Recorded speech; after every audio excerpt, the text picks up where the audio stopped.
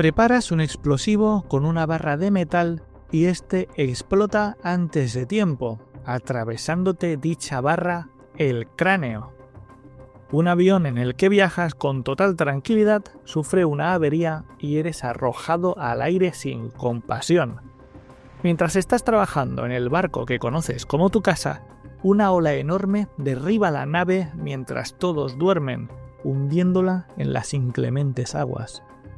Te presentas a un maratón que toma parte en el desierto, solo para convertirte en el juguete del gigante de arena durante más de 7 días.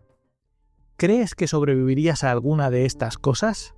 La mayoría no lo harían, pero estas personas, contra todo pronóstico, lo lograron.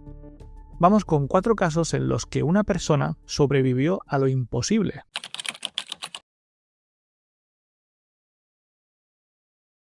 Pero antes déjame darte la bienvenida a los archivos, donde echamos la vista atrás a eventos oscuros y misteriosos ocultos bajo el imaginario popular. Te recuerdo que puedes apoyar nuestro trabajo con algo tan simple como tu like, dejando un comentario o suscribiéndote al canal. Ahora sí, dentro vídeo.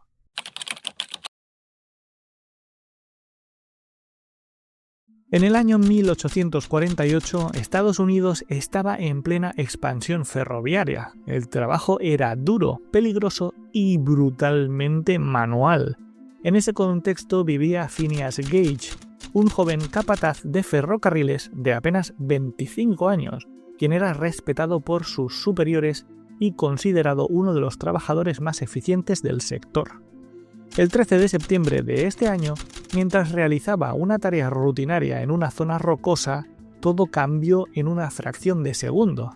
El procedimiento era simple, pero extremadamente peligroso: perforar una roca, introducir pólvora y compactarla con una barra de hierro antes de detonar. Pero algo falló: una chispa, un cálculo mal hecho, un segundo de descuido. La barra de hierro salió disparada como un proyectil. Tenía más de 1 metro de largo, 3 centímetros de diámetro y pesaba cerca de 7 kilos. Esta entró por la mejilla izquierda de Gage, atravesó su cráneo y salió por el córtex frontal, para luego caer a más de 20 metros de distancia, cubierta de sangre y fragmentos de tejido cerebral. El impacto lanzó a Phineas por el aire, cayó al suelo y su cuerpo comenzó a convulsionar. Todo indicaba que había perdido la vida, pero nada más lejos de la realidad. Minutos después, para horror de quienes lo rodeaban, Phineas se incorporó. Hablaba, caminaba y reconocía a las personas por su nombre. Incluso fue trasladado en una carreta hasta un hotel cercano y subió por sus propios medios a una habitación para esperar al médico. Cuando los doctores llegaron, no podían creer lo que veían. El cráneo estaba perforado de lado a lado. El daño cerebral era evidente. Sin embargo, Gage estaba consciente. Durante los días siguientes sufrió fiebre, infecciones y delirios, pero sobrevivió. 2 meses después, contra toda lógica médica, se había recuperado físicamente, salvo por la pérdida de visión de su ojo izquierdo. Parecía un milagro, pero el verdadero horror apareció después de la recuperación, porque algo así no te deja indemne sin más.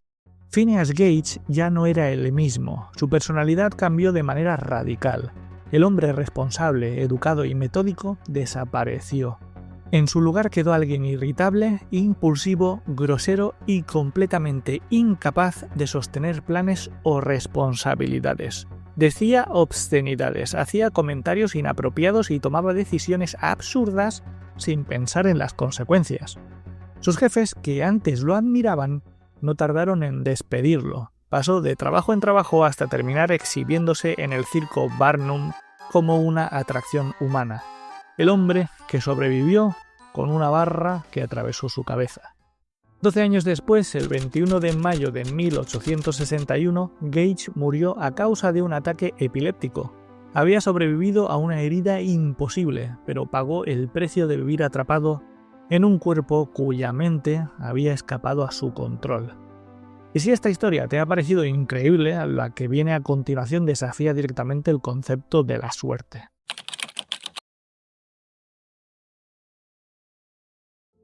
Frein Selak nació en 1929, en Croacia. No era famoso, no buscaba riesgos extremos ni protagonismo. Era profesor de música y llevaba una vida tranquila. Nada en su historia anticipaba que se convertiría en uno de los hombres con más encuentros cercanos con la muerte jamás registrados. Este caso parece sacado directamente de Destino Final, pero es real. El primero ocurrió en 1962. Selak viajaba en tren desde Sarajevo cuando el convoy descarriló y cayó a un río congelado. 17 personas murieron, pero él sobrevivió. El único daño fue su brazo fracturado y una severa hipotermia. Un año después, en 1963, subió a un avión comercial. En pleno vuelo, una falla provocó que la puerta se abriera y Selak fuera expulsado al vacío. Cayó sobre un pajar que amortiguó el impacto. 19 pasajeros murieron cuando el avión se estrelló, pero él, vivito y coleando.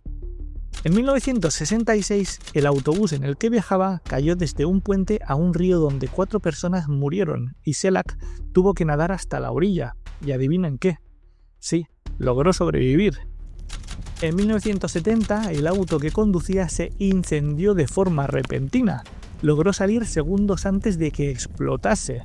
Y en 1973, otra falla mecánica provocó que aceite caliente saliera disparado hacia el interior del vehículo, quemándole el cabello, pero la muerte misteriosamente aún lo eludía. Pasaron los años y la lista siguió creciendo, no penséis. En 1995 fue atropellado por un colectivo, un autobús. Al año siguiente, tras chocar con un camión de las Naciones Unidas, su auto quedó al borde de un barranco. Selak saltó y quedó colgado de un árbol, evitando una caída de casi 100 metros. 7 encuentros con la muerte. 7 veces salió caminando. El mundo empezó a llamarlo el hombre con más suerte del mundo, y como si el destino decidiese cerrar el círculo, en 2003, 2 días después de cumplir los 74 años, Frein Selak ganó la Lotería Nacional Croata, unos 800.000 euros. Finalmente murió en 2016, en su cama, después de haber sobrevivido a todo lo que normalmente mataría a una persona. Y si el caso de Selak te pareció ser de muchísima fortuna, el siguiente quizás pensemos que sea todo lo contrario. O no, según quien lo mire.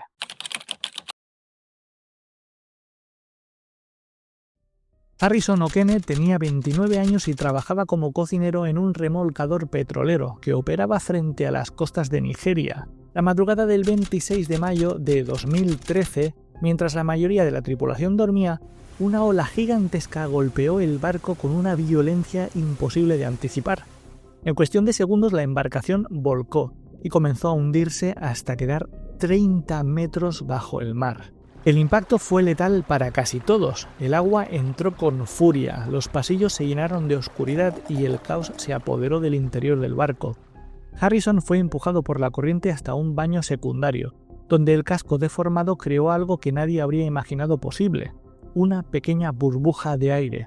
Allí quedó atrapado, semidesnudo, rodeado de agua helada y consciente de que el resto de sus compañeros ya no estaban vivos. Durante casi 3 días, Harrison sobrevivió en ese espacio mínimo, sin luz, sin saber la hora, con frío, sed y el miedo constante a que el aire se acabara o a que el agua terminara de invadirlo. A su alrededor, el silencio era interrumpido por sonidos inquietantes que confirmaban lo peor. Los cuerpos de la tripulación estaban siendo devorados en la oscuridad. Mientras en la superficie se organizaba una operación para recuperar cadáveres, nadie se imaginaba que aún quedaba alguien con vida. Pasaron 60 horas hasta que una luz atravesó el agua. Un buzo que descendió buscando cuerpos no supervivientes. Y contra toda lógica, Harrison seguía respirando. Su rescate fue tan delicado como su supervivencia. La presión podía matarlo si salía demasiado rápido. Cuando finalmente volvió a ver el sol, había desafiado no solo al océano, sino también a la ciencia, a la estadística y a la muerte misma. El mar reclamó su vida, pero su deseo de vivir se impuso sobre el gran y cruel cuerpo de agua. La siguiente historia ocurre en un lugar diametralmente opuesto a la anterior, pero no por ello menos peligroso.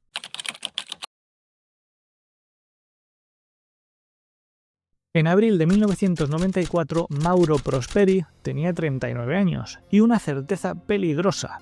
Creía que podía vencer al desierto. Policía italiano, atleta experimentado y acostumbrado a llevar su cuerpo al límite, se inscribió en la Maratón de Sables, una de las pruebas más extremas del mundo. 250 kilómetros a través del Sáhara, bajo temperaturas superiores a los 40 grados. Desde el inicio, la carrera dejaba claro un detalle tan inquietante como esclarecedor. Los participantes debían indicar qué hacer con su cuerpo en caso de morir durante la competencia. Los primeros días avanzaron sin incidentes, etapas largas, calor abrasador y un desgaste constante, pero controlado. Todo cambió en la cuarta jornada, la más extensa. Una tormenta de arena lo envolvió durante horas. Cuando el viento se detuvo, el desierto ya no era el mismo. No había huellas, ni referencias, ni corredores. Mauro estaba completamente solo y desorientado. El desierto reclamaba su propiedad y jugaba ahora con él. Convencido de que el rescate llegaría, decidió avanzar.